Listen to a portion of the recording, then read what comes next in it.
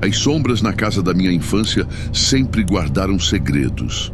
Mesmo agora, aos 19 anos, consigo traçar seus padrões familiares nas paredes do meu quarto. As mesmas paredes que testemunharam o desenrolar de toda a minha vida. Mas são as memórias de uma sombra em particular, mais escura e definida do que as outras, que ainda fazem minha pele arrepiar. Eu tinha 5, talvez 6 anos, quando nosso primeiro encontro ocorreu. Como muitas crianças daquela idade, eu ainda buscava refúgio no quarto dos meus pais, encontrando conforto no som de sua respiração constante e no cheiro familiar do creme para as mãos de lavanda da minha mãe. Nossa casa não era particularmente velha ou imponente. Apenas uma modesta casa suburbana, com assoalho rangendo e fundações se acomodando. Mas para a imaginação de uma criança, cada barulho depois do anoitecer continha potencial para terror. Aquela primeira noite permanece gravada em minha memória com a clareza de uma fotografia. O luar filtrava através das cortinas finas, lançando um brilho azul claro pelo quarto. Lembro-me do zumbido suave do ventilador de teto, do zumbido distante dos grilos lá fora e da forma como meu estômago embrulhou quando abri os olhos e o encontrei ali. Ele ocupava o canto da sala como se sempre tivesse pertencido ali. Uma figura alta, vestida inteiramente de preto, sua presença de alguma forma sólida e etérea. Sua cabeça estava bem raspada, brilhando levemente na luz fraca, mas foi seu rosto que capturou minha atenção. Olhos grandes e expressivos que pareciam conter séculos de tristeza, orelhas proeminentes que se projetavam ligeiramente de sua cabeça e uma boca virada para baixo no que eu viria a reconhecer como uma expressão permanente de melancolia. Suas mãos estavam enfiadas nos bolsos de suas roupas escuras e ele estava completamente parado, me observando com uma intensidade que deveria ser assustadora. E, no entanto, misturado ao meu medo, havia uma sensação inexplicável de reconhecimento, não de quem ele era, mas de algo mais profundo, como se ele carregasse uma frequência familiar que ressoasse com algo dentro de mim. Fiz o que qualquer criança assustada faria. Fechei os olhos com força, puxando as cobertas até o queixo enquanto meu coração trovejava no peito.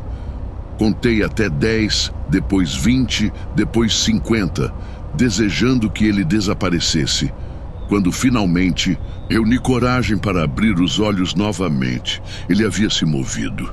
Agora ele estava ao pé da cama, seu corpo alto projetando uma longa sombra sobre a colcha floral. Sua expressão permaneceu inalterada. A mesma mistura de tristeza e intensidade que se tornaria tão familiar para mim quanto meu próprio reflexo. Pisquei e ele se foi, deixando para trás apenas o som da minha respiração rápida e perguntas que levaria anos para começar a entender. Mal sabia eu então que esse encontro era apenas o começo de um relacionamento que duraria mais de uma década, me ensinando que às vezes as coisas que mais tememos se tornam o tipo mais estranho de conforto. Anos depois, eu o conheceria como Sr. Mann, mas naquela noite ele foi simplesmente a primeira sombra que olhou para trás.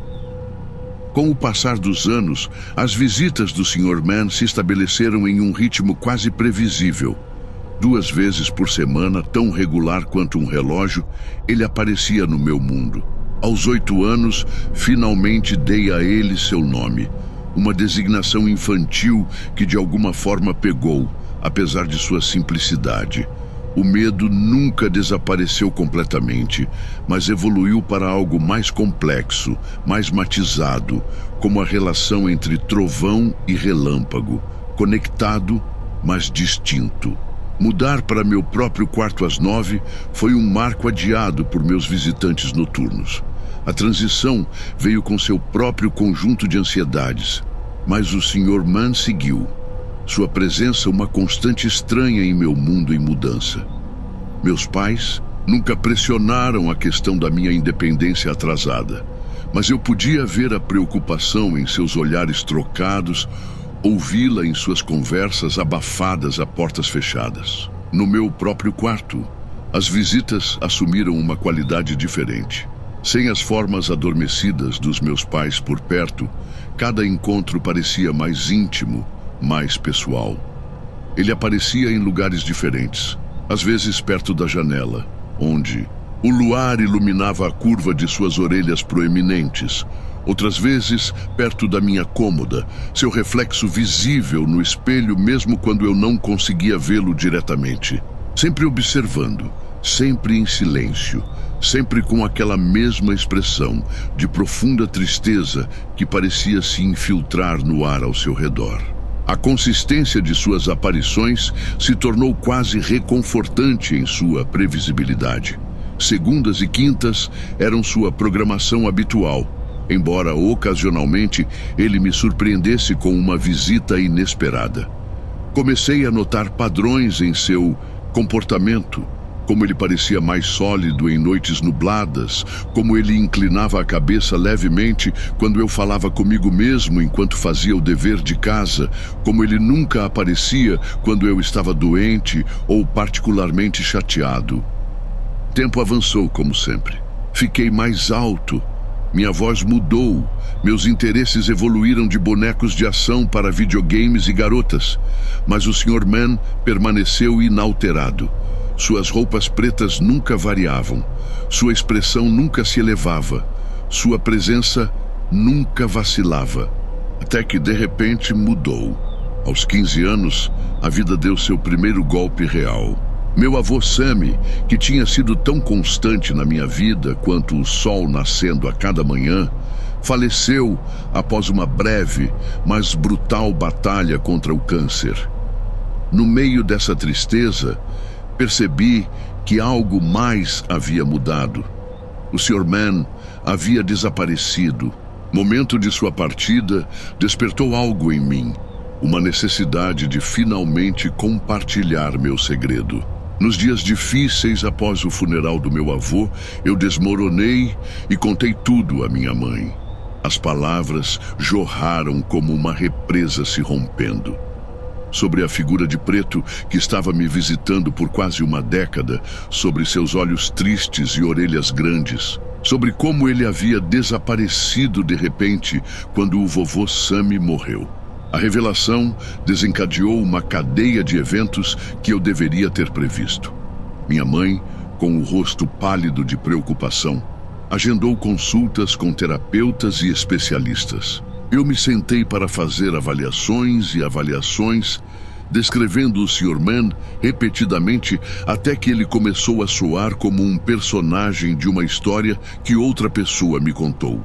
Os médicos não encontraram nada além de TDAH e DDA, normal o suficiente para um adolescente. O medo de esquizofrenia da minha mãe, herdado das lutas da minha avó paterna, não se realizou. A vida continuou, e por 4 anos o Sr. Mann permaneceu ausente. Eu me adaptei a noites sem sua presença, a cantos que ficavam vazios, a sombras que eram apenas sombras. Mas aos 18 anos, algo mudou. Começou sutilmente no início. A televisão ligando sozinha, seu volume flutuando, sem razão.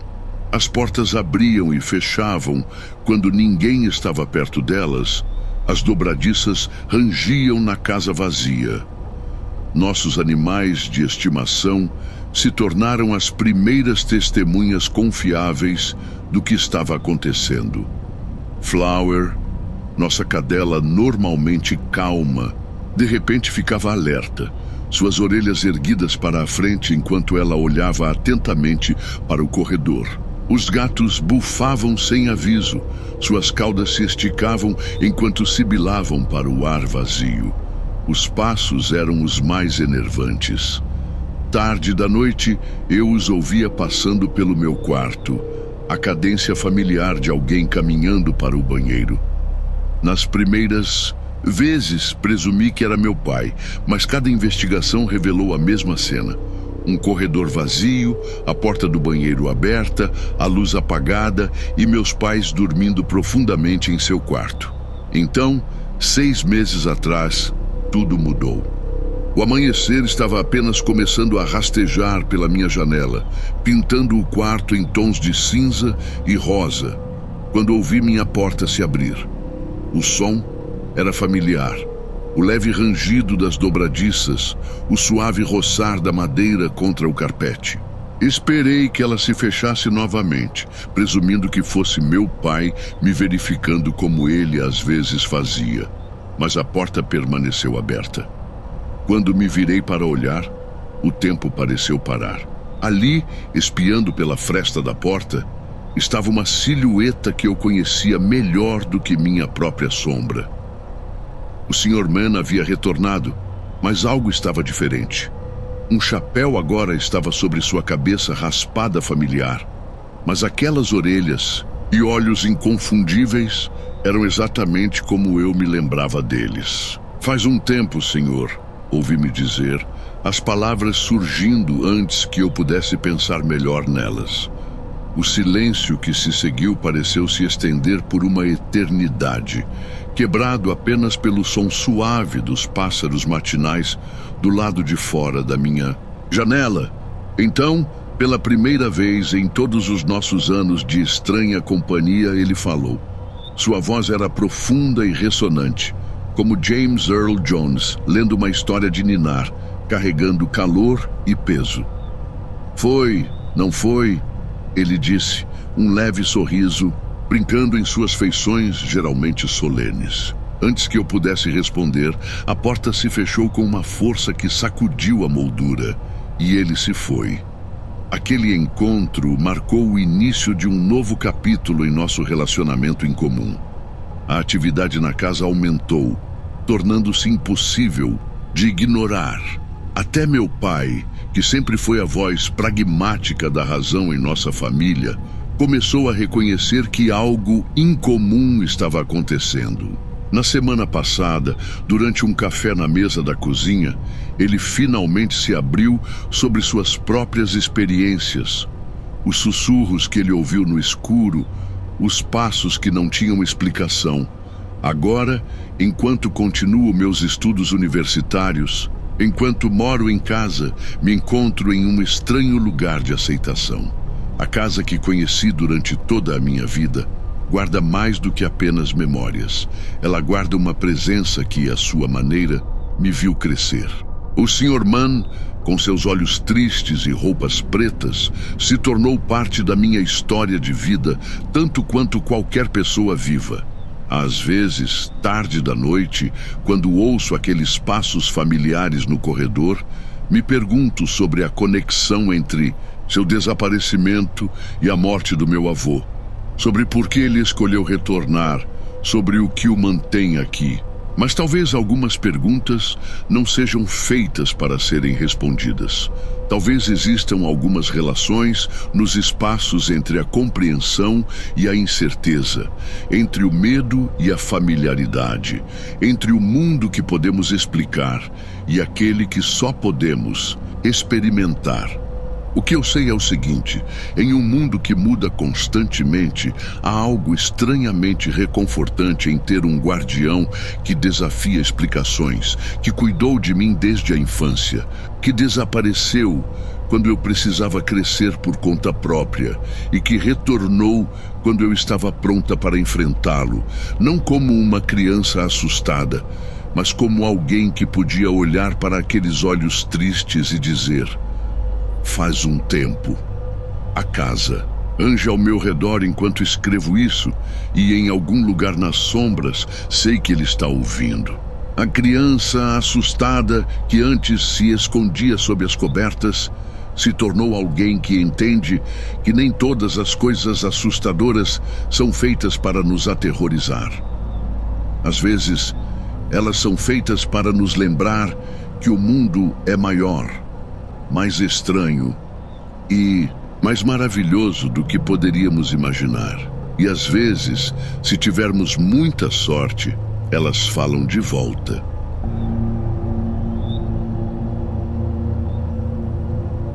A placa fluorescente do Pine Grove Motel zumbia fracamente contra o céu escuro, sua oscilação intermitente lançando sombras estranhas no estacionamento vazio.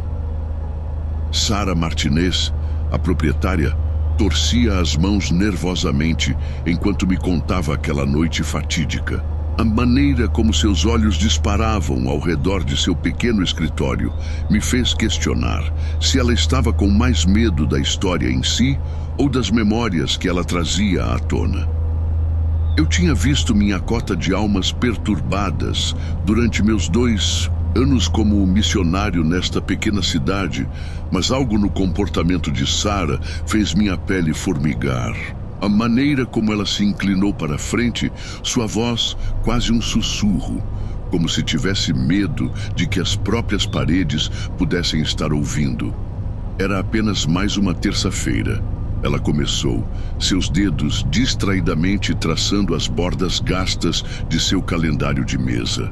O tipo de noite em que o vento sussurra através dos pinheiros e o zumbido distante da rodovia é o único companheiro. Ela descreveu o homem que chegou, 40 e poucos anos, bem vestido, mas com olhos que pareciam estar olhando para algo muito além do momento presente. Suas mãos tremiam levemente enquanto ele preenchia o cartão de registro, a caneta arranhando o papel com uma urgência que parecia fora do lugar. Ele pediu pelo quarto 213. Sarah continuou, sua voz falhando. Solicitou especificamente, embora tivéssemos muitos quartos mais perto do escritório. Disse que precisava de um despertador para as 8h em ponto. Havia algo desesperado na maneira como ele disse isso, como se ele estivesse com medo de não acordar. Eu me mexi na cadeira.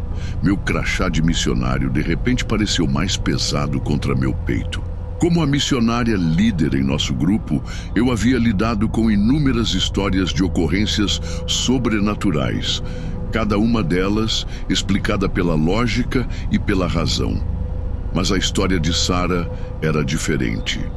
Carregava o peso de algo que eu não conseguia descartar imediatamente. As imagens de segurança que ela me mostrou daquela noite revelaram mais do que suas palavras podiam transmitir. O homem andou de um lado para o outro em seu quarto por horas, sua sombra passando repetidamente pelas cortinas fechadas.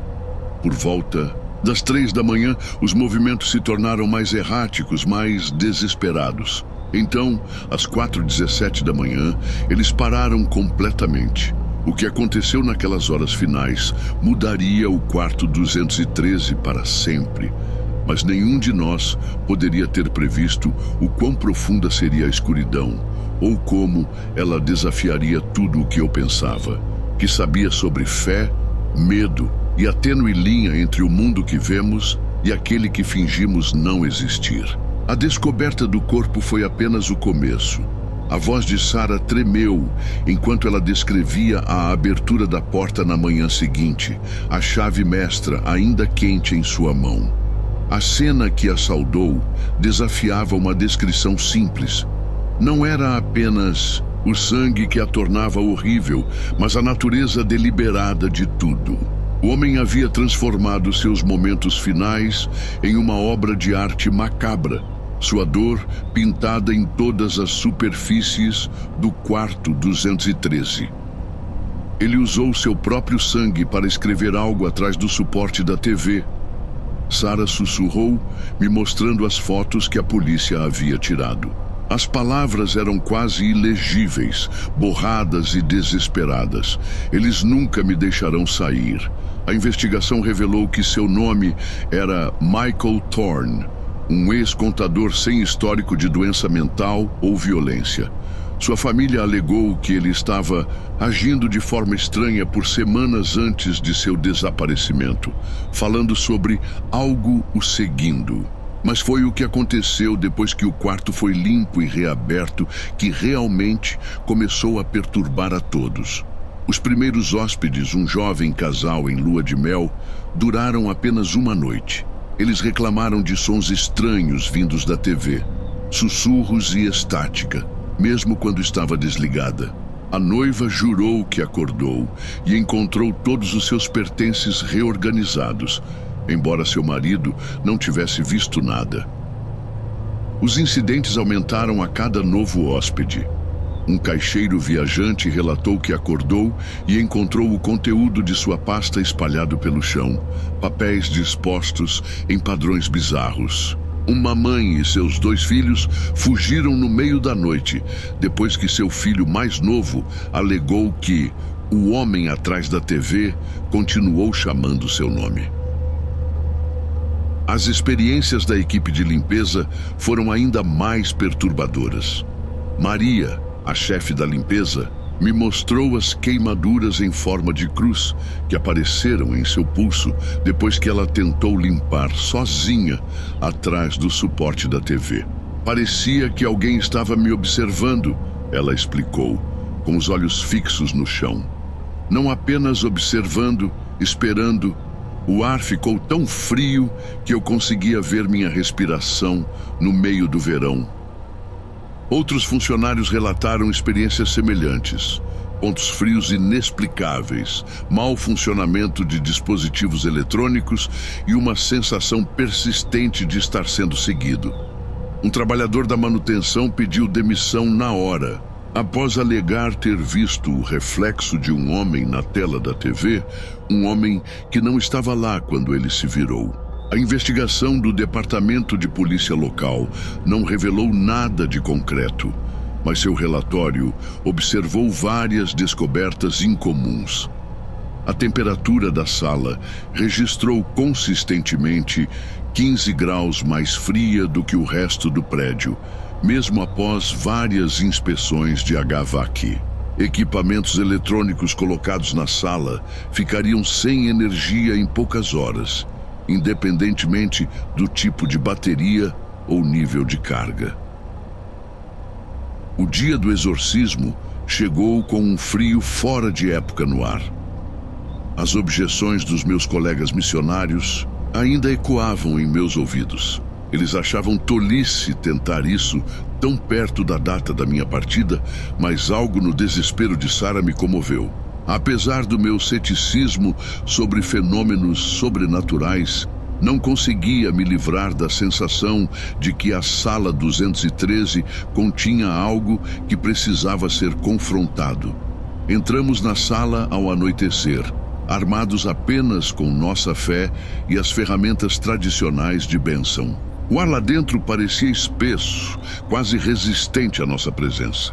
A TV estava silenciosa em seu canto, sua tela escura refletindo nossos movimentos como um olho malévolo. O que aconteceu em seguida desafiou toda explicação lógica. Quando começamos a bênção, a temperatura despencou tão rapidamente que gelo se formou nas janelas. A TV ganhou vida sem energia, transmitindo nada além de estática que parecia formar formas, rostos talvez, ou algo pior. A estática ficou mais alta, tornando-se um grito que continha palavras que não conseguíamos entender direito. Objetos começaram a se mover por conta própria. Primeiro, coisas pequenas como canetas e papéis, depois as cadeiras, a cama, tudo que não estava aparafusado. A força parecia emanar de trás do suporte da TV, onde Michael Thorne havia deixado sua mensagem final. Enquanto continuávamos a bênção, as próprias paredes pareciam pulsar com uma energia que fez meus dentes doerem. Então ouvimos uma voz, clara como o dia, emergindo da estática. Eles ainda estão aqui. Era uma voz de homem, cheia do mesmo desespero que Sarah havia descrito à maneira de Michael Thorne naquela noite final. A voz foi seguida por um som que nunca esquecerei. Uma risada que parecia vir de todos os lugares e de lugar nenhum ao mesmo tempo. O exorcismo durou 3 horas, embora parecesse uma eternidade. Quando acabou, o quarto estava em ruínas, mas algo havia mudado. A atmosfera opressiva que assombrava o quarto 213 havia se dissipado, substituída por um vazio que parecia quase pacífico. Sara mandou reformar o quarto depois, substituindo tudo, do carpete aos móveis. O suporte da TV foi removido completamente e uma pintura agora está pendurada onde antes ficava. Desde então, não houve mais reclamações, nem mais incidentes inexplicáveis. Mas às vezes, tarde da noite, os hóspedes ainda relatam ouvir algo. Não os sussurros ameaçadores ou a estática de antes, mas o que parece um homem chorando. É distante agora, como se viesse de muito longe, e sempre acompanhado por uma sensação não de malevolência, mas de profunda tristeza. Deixei minha missão na semana seguinte, minha certeza na racionalidade pura um tanto abalada. Ainda não acredito em possessão demoníaca, não exatamente. Mas o quarto 213 me ensinou que há coisas neste mundo que desafiam explicações simples, espaços onde a linha entre tragédia e sobrenatural se torna turva e irreconhecível. Sara guarda a história do quarto para si agora, mas nunca o alugou no aniversário daquela noite. E todo ano ela coloca uma única vela na janela. Não por medo, ela diz, mas em memória do homem que escolheu seu motel como seu destino final e o que quer que o tenha levado a tais fins desesperados. Alguns dizem que o verdadeiro horror do quarto 213 não foram os eventos sobrenaturais que se seguiram, mas a tragédia muito humana que os desencadeou. A escuridão que pode levar uma pessoa a tais extremos e os ecos que eles deixam para trás. Se esses ecos são fantasmagóricos ou meramente emocionais, eu aprendi, é talvez menos importante do que como escolhemos enfrentá-los.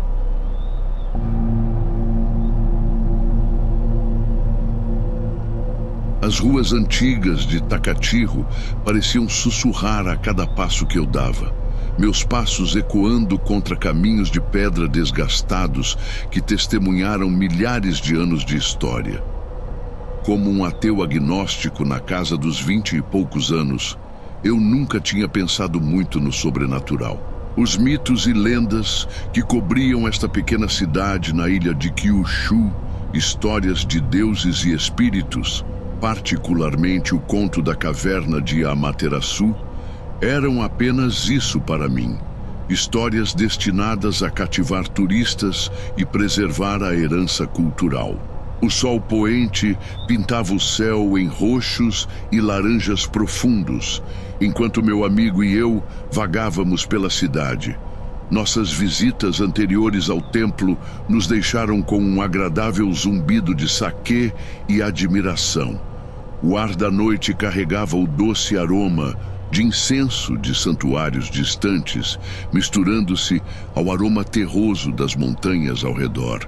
Originalmente, tínhamos planejado passar pelas ruas. Nossos espíritos de mochileiros ainda altos após semanas de aventura. Não sei, cara. Meu amigo estremeceu, sua respiração visível no ar cada vez mais frio.